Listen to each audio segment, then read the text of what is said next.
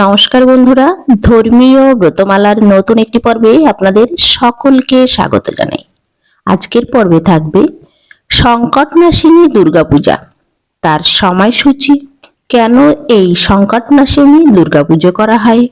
সংকটনাশিনী দুর্গাপূজা দেবী দুর্গা বাঙালি হিন্দু মহাসমারোহে পূজা করে থাকে। সংকট অর্থাৎ যিনি দুর্গতি বা সংকট থেকে রক্ষা করেন।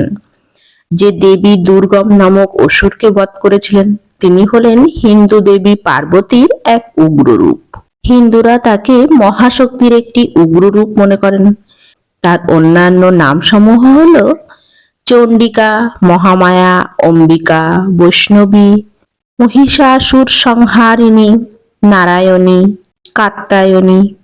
এছাড়াও তিনি জয় দুর্গা, জগদ্ধাত্রী, গন্ধেশ্বরী, বনদুর্গা, চণ্ডী, শিবানী, কালী, গৌরী, উমা প্রভৃতি নামেও পূজিত হয়ে থাকেন। সংকটনাশিনী দুর্গাপূজা সাধারণত মাঘ মাসে হয়ে থাকে। সংকটনাশিনী পূজার পরের দিন ওমকার পঞ্চমী হিসাবেও পালন করা হয়।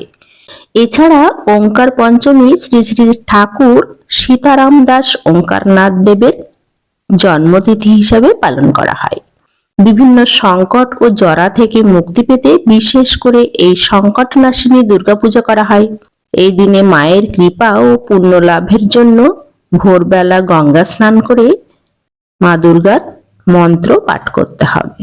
2024 সালের শ্রী শ্রী সংকটনাশিনী দুর্গাপূজার সময়সূচি: 28শে ফেব্রুয়ারি 2024 বুধবার সংকটনাশিনী দুর্গাপূজা। বাংলা পঞ্জিকা অনুসারে 15ই ফাল্গুন 1430 সন। কেন করা হয় এই সংকটনাশিনী দুর্গাপূজা?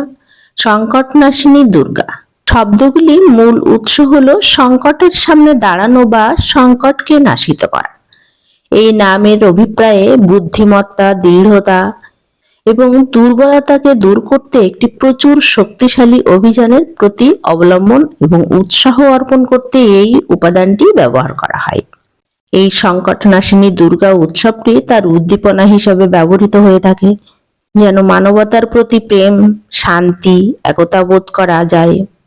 এটি একটি পুরাতন সংস্কৃতি বা ঐতিহাসিক উৎসের চেতনা অবলম্বন করতে পারে, বা এটি একটি নতুন সৃষ্টি হতে পারে যা বর্তমান সময়ের প্রয়োজনের সাথে মিলিত হতে পারে। সংকট চতুর্থীর তিথি থাকবে 28শে ফেব্রুয়ারি 2024 1:53 থেকে। সংকট চতুর্থীর তিথি শেষ হবে 29শে ফেব্রুয়ারি 2024 4:18 পর্যন্ত। তাহলে আজকের মতো এই পর্যন্তই। সবাই ভালো থাকুন, সুস্থ থাকুন, সুন্দর থাকুন। শুভকামনায় নমস্কার।